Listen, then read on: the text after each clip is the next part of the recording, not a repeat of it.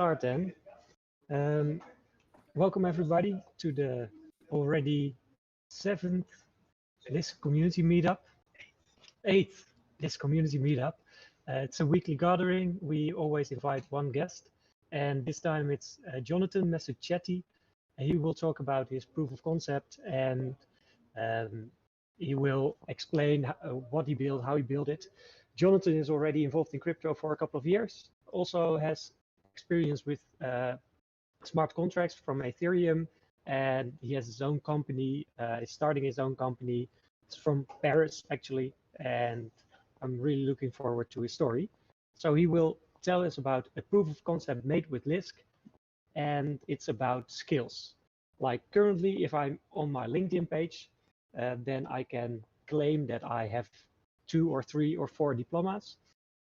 My university has probably given me a couple of papers, but if you would like to verify for real that I have those certificates, then you would have to go through a lot of trouble.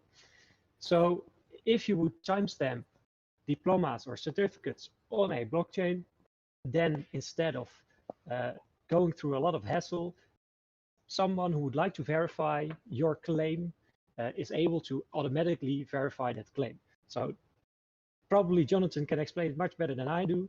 So we invited him to talk about it. And let's go to Paris with a demonstration or a talk by Jonathan Masuchetti, also known as JesusTheHun in the Lisk Discord. Hello, everyone. So yeah, like you said, Featchain purpose is to simplify the process by which you can verify claims of an individual. So the example of LinkedIn is very good. A lot of people claim to have some degrees, have some training, some experience, but it's very hard for one to verify those records. To go through everything, you have to contact every issuer of every diploma or certificate. And sometimes they have some content online. So depending on the country you live in, they maybe have some online records, but usually you search by promotion, so by year, by college, and then you finally find the person you're looking for, and maybe it's in the list, maybe not, but you never know if you're just looking on the wrong list, or maybe this person is lying. You don't really know that. So the idea is to build a single source of truth, in the sense that you go to one place and you verify every record for that person. So every college or every issuer, I call them, because Featchain is not only about graduation, it's also about it can be experience, it can be contest. You won a contest for whatever in your field. You're gonna put that on your resume. So college or everything that can emit rewards. Every issuer is responsible for its record. So you have a college. If they put something online, they have to keep those records safe. Because if they are not safe, if they hacked, well, people can claim they have the degree, and if people look online, they're going to see that indeed you have the degree. It's written on the website of the college, and that's one of the main reasons I believe colleges don't have such online services, because they know they cannot protect it forever, and they cannot guarantee people won't hack it. A quick question, Jonathan. Yes. Do you have some slides with it? Oh. I know you do, actually. Yeah, but maybe not for this part. I'm going just if you just want. Oh. Perfect. I thought you might have been forgotten the stream, but go on. I will not interrupt you. It will the void for now.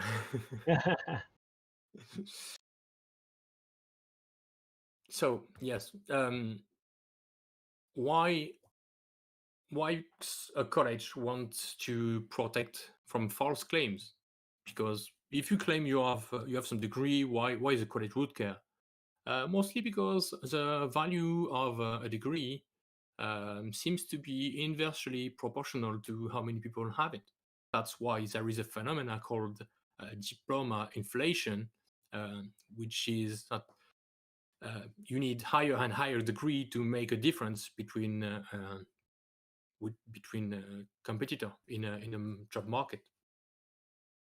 So it's important for highly rated college, or even college that deliver certificate with a legal bound, such as a law degree or medical degree.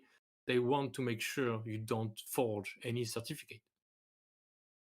So why would they give you or give any authority those records, the mission to keep those records? Because, as I said, it's very important for them that it's safe and it's not forgeable. Well, they will do it for the visibility and for the insurance. It's not forged, all right? But the main issue will be that if you make such an authority, well, this authority becomes the new target. You can maybe bribe the authority to forge a certificate, and since the college gave up the responsibility of the record, maybe they won't know about it, but it will be visible on the authority, on the central authority. So the only solution for that is actually a blockchain. Blockchain is an unforgeable central authority. So you can give your records to this blockchain, to this central authority, without the fear of records being forged.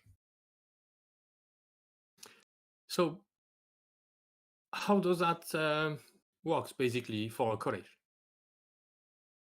Well, you create a college account that will represent the issuer, so your college, all right? It might be a multi-signature wallet for those who are familiar with blockchain. And you will create online certificates. So you create 1 degree and 2 degree. And then you will ask your students to create an account on the Featchain blockchain. So you can actually give them those certificates on the blockchain. So of course, at first, there is no record on the blockchain. The student has his account, and it's empty. Years goes on, and they success in graduation, and you finally give them their degree. And actually, you give them to all students who have the degree. And that's why we will see it later. You create a type, which is degree, and then you award this type, you award this degree. So when you see student account later on, you will see it will have the same degree as so many people. So and then when you want to check it, you open the account of the student, and then you will see maybe your SAT score, or your medical degree, or marketing certificate supplied by every authority that emitted them. And so, like I said, it can be for job, it can be for pursuing your studies. You go to a new university and they need to make sure the certificate you provided them are not forged, which is a common requirement. And of course, from some legally bound certificate, doctor's orders, you cannot claim anymore you are a doctor if everyone can see it. Sometimes in the news, we hear someone has been caught with false certificates. It's very common. So yeah, now you cannot do it anymore. So I will just follow up with a live presentation of it. Okay, I'm gonna switch and go to featchain.com. Change the window.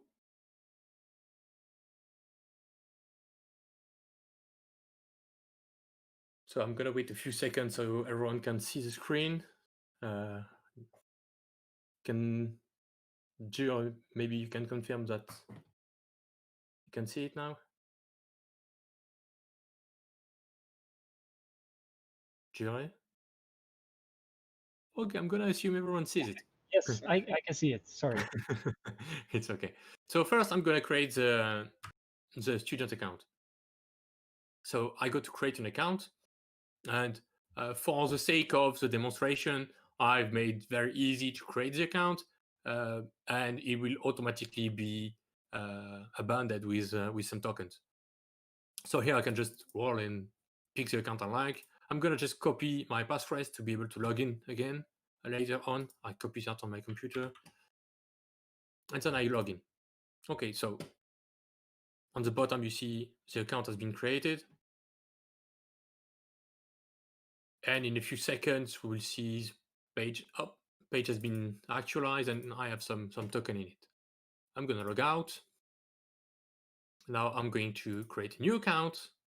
Let's roll it a bit. I log in. Oh, wait a bit.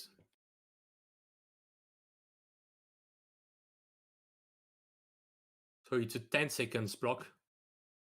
In real life, you could probably make it a 1 hour block, in the sense that there is not that many records, and you don't need a lot of speed because records are just updated very not very much on the year during the year.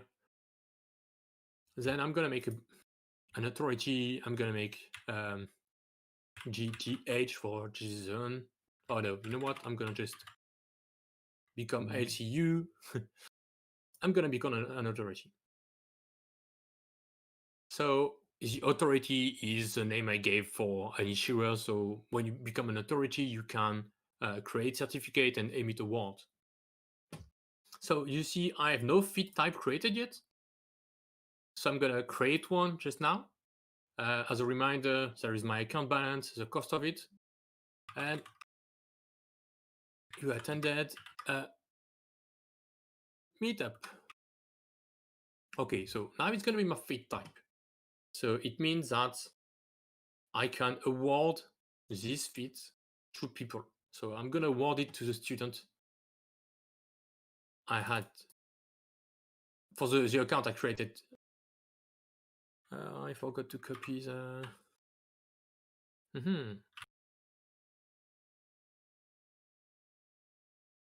I'm gonna log in as a student on the other page to get my address.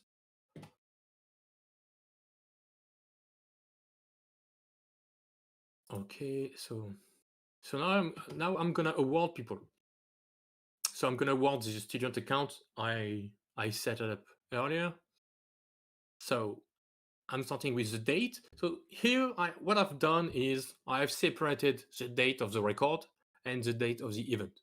All right. For example, if you participate in a contest, the contest may be today, and the authority will emit the award on the blockchain 3 days later, but you can still specify the date of the event on the record.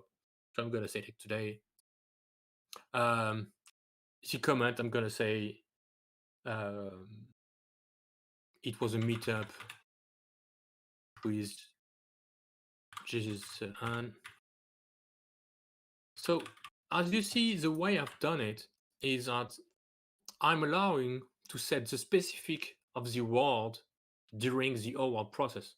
So you don't have to be very specific about the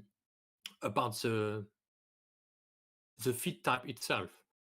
All right. So let's say you have you emit a degree, and you can have 3 mentions, 3 rates. Okay, you can have it and say, okay, you just had it, but it was not extraordinary. Okay, and you can have it and it was very good, and you can have it and it was really amazing. Okay, you can have only one certificate type. Okay, and then in the comment you're gonna add the details of the certificate, such as the score, for example, the score you had on your SAT or anything pretty much. And so this is the address of the student I want to award, and so I'm gonna award it. So as you see, the transaction is being processed. We're gonna have to wait a few seconds.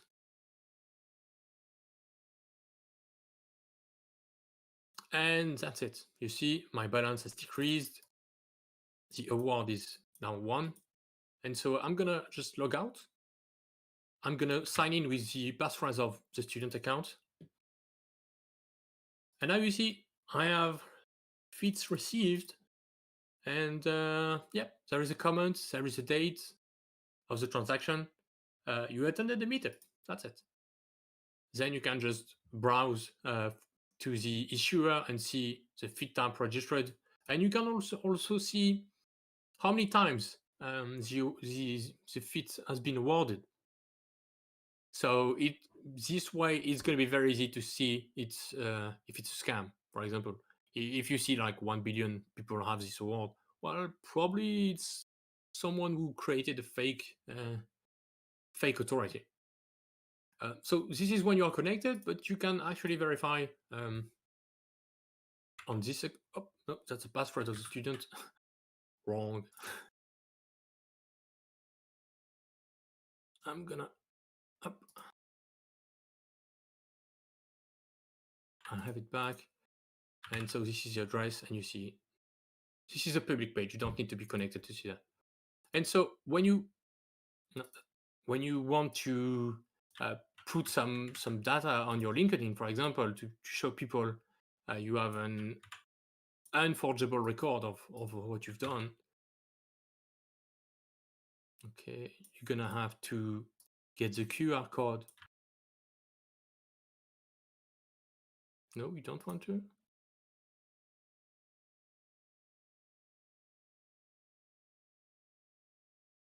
What's wrong with that? Well, I don't know why it doesn't want to log me in. Okay, we're gonna do this.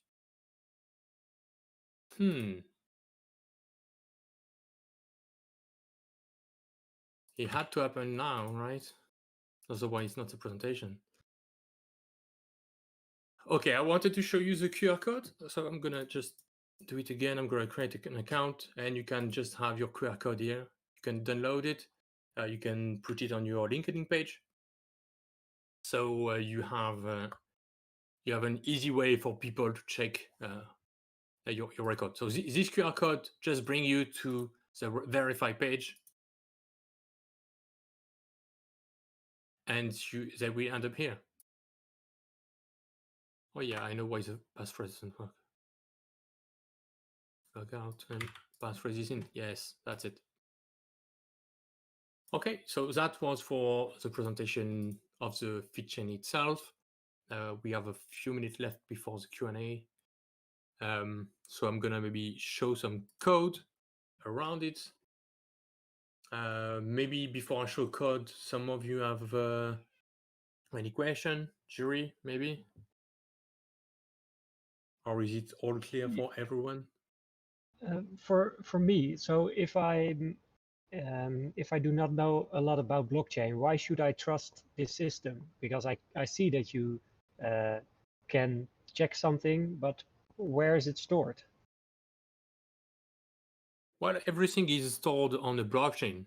So this means that people have an incentive to actually protect the data and those people are not the people who have the same incentive of forging data. And is it your blockchain, or is it Ethereum or Lisk, or? So the project has been built on the Lisk blockchain, which is a growing ecosystem of blockchain technology using JavaScript. And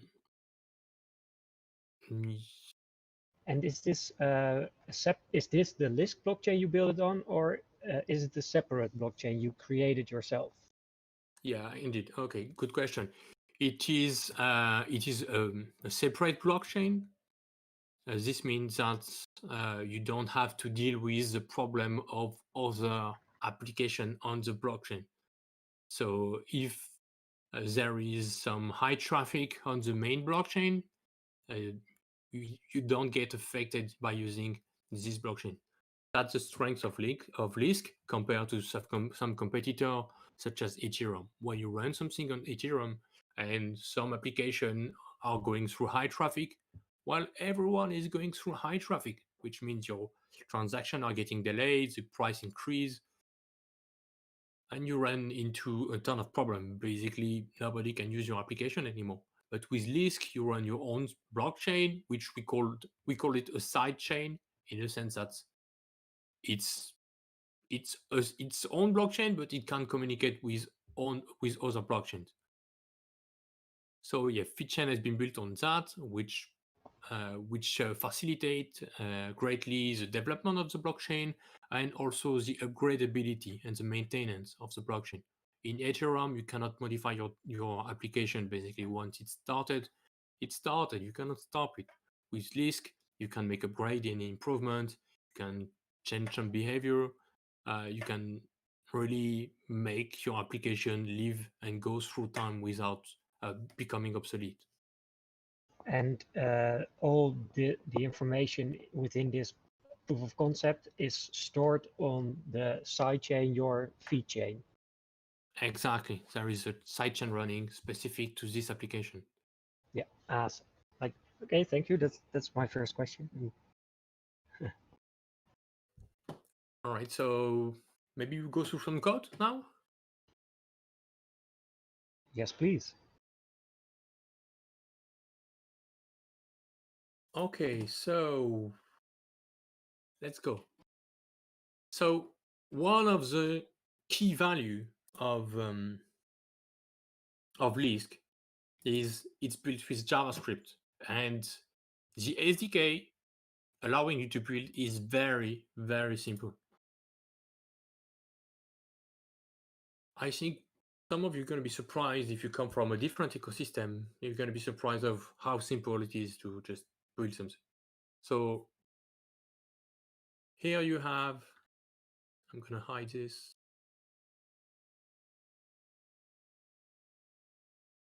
I think it's big enough now for you to see. Here you have the transactions that allow you to create an issuer, so become an authority, so you can then create certificates. So you just, so this is a transaction, okay? That's a transaction that's going to be emitted when you click the button to submit, to become an authority. You only submit the form. So here we just verify that you send the right amount of money and that you have enough money on your account to become such authority. Then you just prepare the transaction. The preparing of the transaction is quite straightforward. You just fetch the accounts you want to modify later on. And then you just apply the transaction. So you modify the account you just fetch it. So in our case, we get the account of the one who clicked the button to become an authority, of course. And then we had some asset into his account, and we said, okay, the title of your authority is the one you posted, and you can post a description and some URL of your authority. Of course, you have feed type objects that will later be used to store the feed types you create. And pretty much that's it. We have an undo asset function just to remove in case of error on the blockchain, but that's not very important here.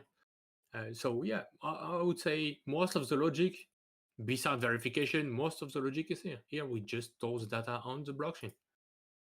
Now we can just check. Not too much.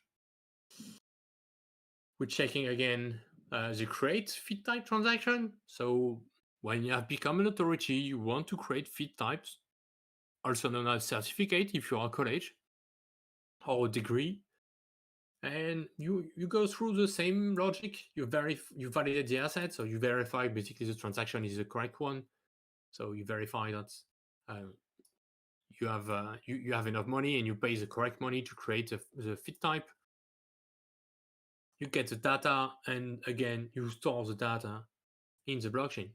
So here you see we store the data of your certificate into your feed type objects that we shown before.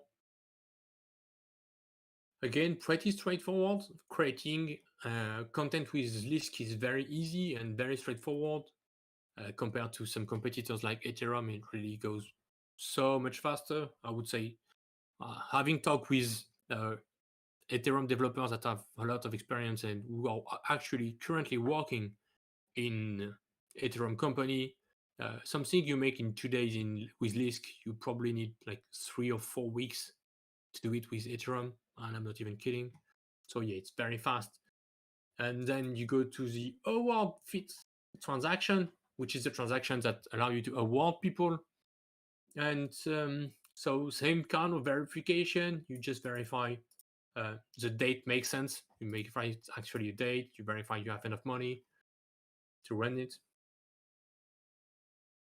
And then you apply the award.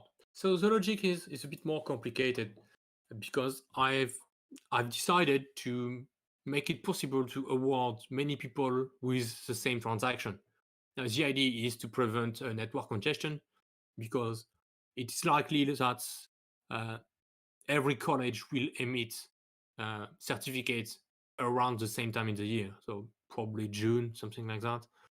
And so if suddenly there are millions of transactions going on the blockchain, well, it probably will cause issues. So now you can just you can probably award, I would say, 1,000 people per transaction. So yes, that will help the transaction, the network process it much faster. So yeah, we just store the asset. We store the certificate into the student asset, and that's it. You are all set. 3 transactions to make a project like that.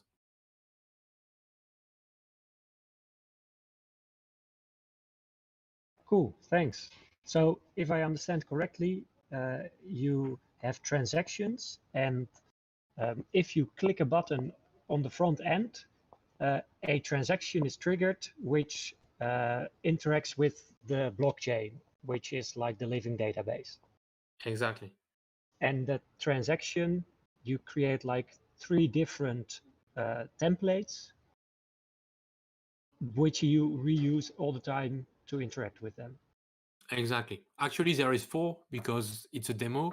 So I've made a faucet transaction. So when you create an account, I have I automatically make some money come to your account just by magic because I'm a nice person. So that's a good one. I will remember this one.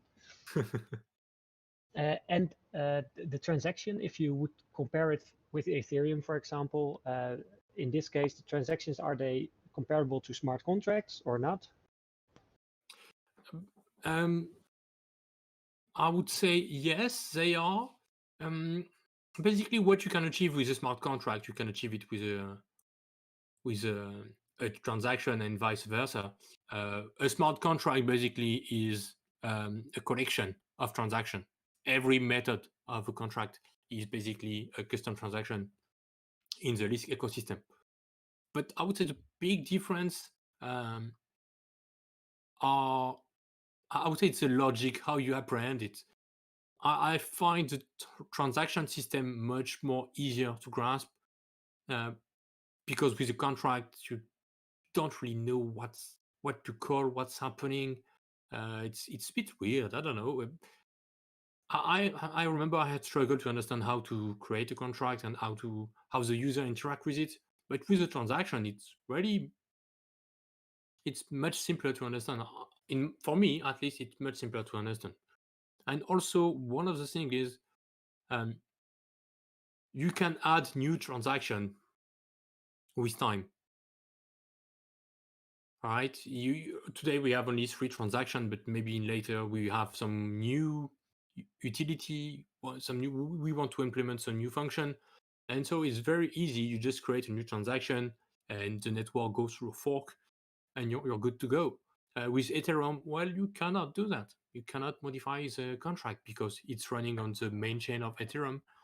So, yep, you have to give up any hope of improvement or bug correction, actually. You cannot fix anything on the Ethereum blockchain. Your only hope is to just make a new contract and make people migrate to the new contract. But it's very, very difficult to do that. But with Lisk, it's very easy. You can just write a new transaction and you're good to go. Thank you. You're welcome. Do you have more to show, or shall we go to questions?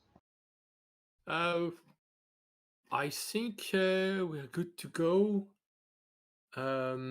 Yeah, I just wanted to point something out also with in regard to the difference between Lisk and Ethereum, because often we are asked why JavaScript is such a big deal compared to Solidity, the language used by Ethereum.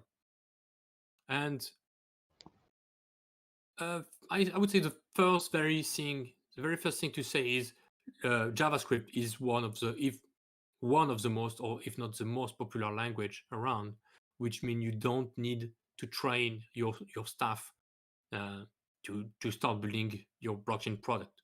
If you have a company today and you have JavaScript developer in it, and chances are you have, well, you don't need to train them thousands of dollars and days, if not weeks of training. You can just onboard them, and in a few days they will be ready to protect blockchain product. And the other thing is the packaging system. With Ethereum, you have to build, since it's a new language, Solidity, you have to build everything from scratch. Okay, but with JavaScript, you have something called NPM that every JavaScript developer is familiar with, and this allow you to just download chunks of functionality and to put them into your project.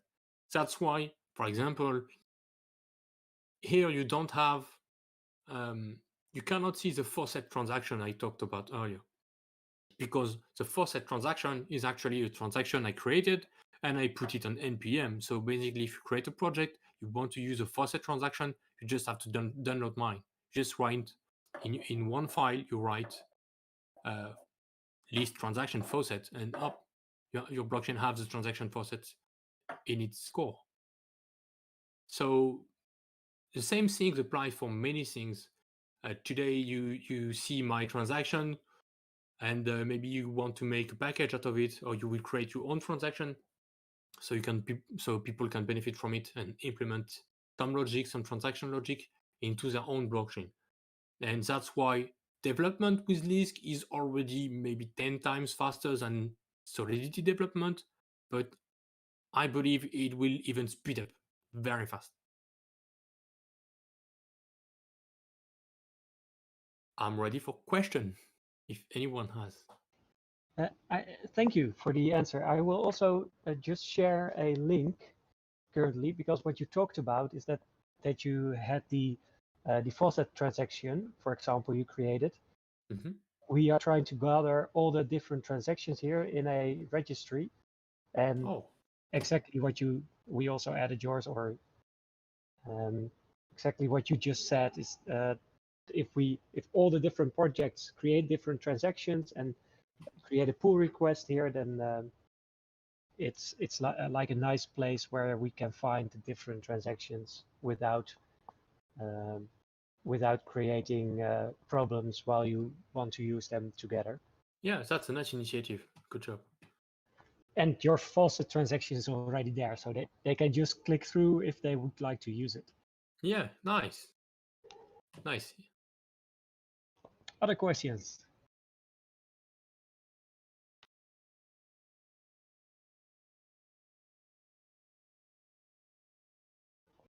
Otherwise, I just keep on asking questions.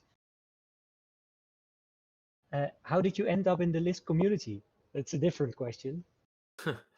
Well, I started to be interested in the cryptocurrency back in 2017, and Ethereum was making a lot of noise, and I started building on it, and well, tried to build on it, and very soon I stumbled upon a lot of problem with Solidity. It was, and it still is, but more of the time it was very limited language with a lot of pitfalls.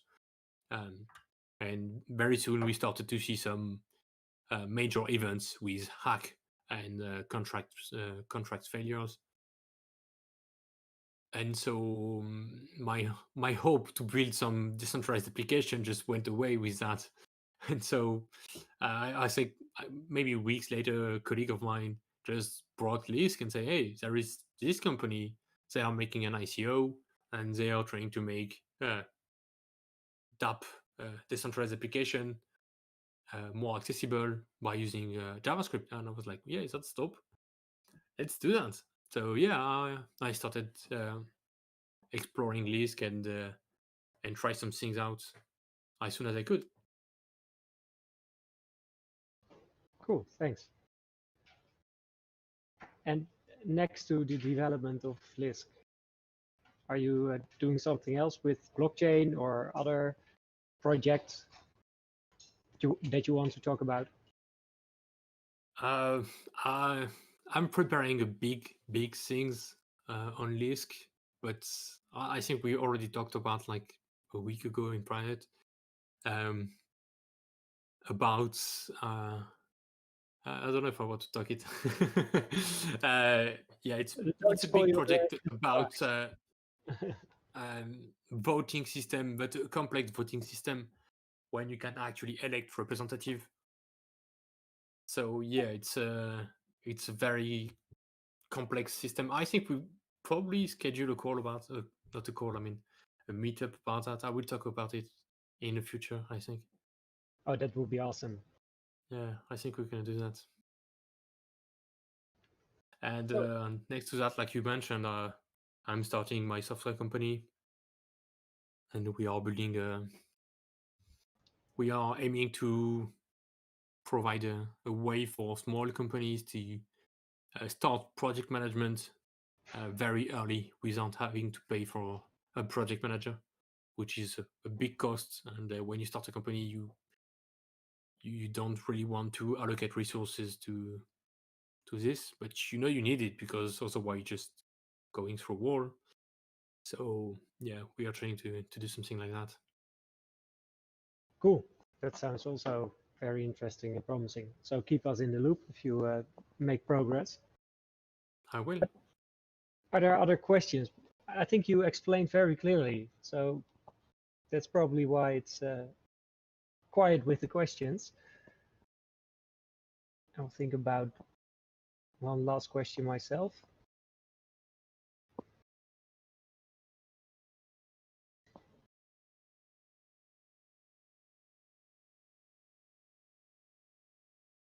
No, I cannot come up with something actually. Yes, what would be so in 1 year? What is then what would you want to achieve with Lisk in this case? Like I said, I want to create a voting system with a system of representative. So it would be like it would be a way for people to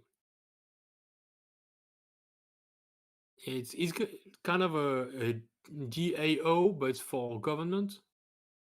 So people would comment some study about some topics because they want things to change, but they want to be in charge, right? Because today you have like one big pyramid when you have the president and the government at the top, and you cannot do anything. Once you elected the guys, you cannot do anything. You don't vote for the law they make, right? You cannot revoke them. You cannot vote for the laws. You cannot prevent anything from happening. So my idea is to have a truly representative democracy in a way that when something is asked for, like a referendum, for example, Yeah. but let's say they ask a question about hospitals, okay? And you are asked a question, and probably you don't know much about it. You don't know much about this topic, and you want to know more, but you also don't have time to. And you rather trust someone you know that he knows. Like you have a friend, he's a doctor. You probably want to say, hey, you know what? For this kind of question, you have my vote. Okay, so when you vote for me. All right. So it would be like the question falls down into a category, and people vote for the category the question can fall into. And so then you elect representative for each category. So it's a truly representative system because you elect every representative, but for every category, it's a different one. You can revoke them at any time. And you can vote for questions, right? So just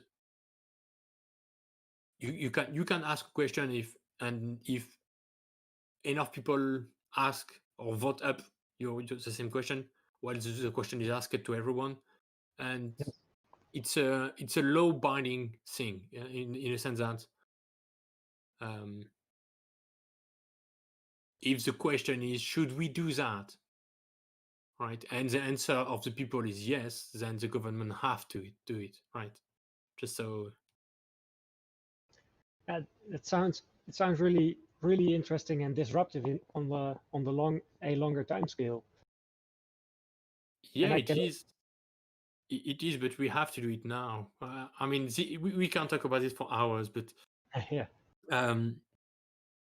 My fear is we are stepping into an age of robots, and without sounding dramatic, I feel like today we see this in the US right now.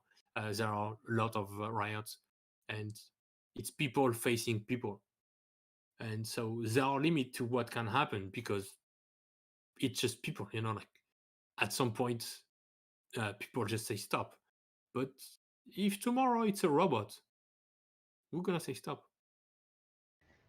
And that's a good question, and I think it would be interesting to discuss that another time indeed.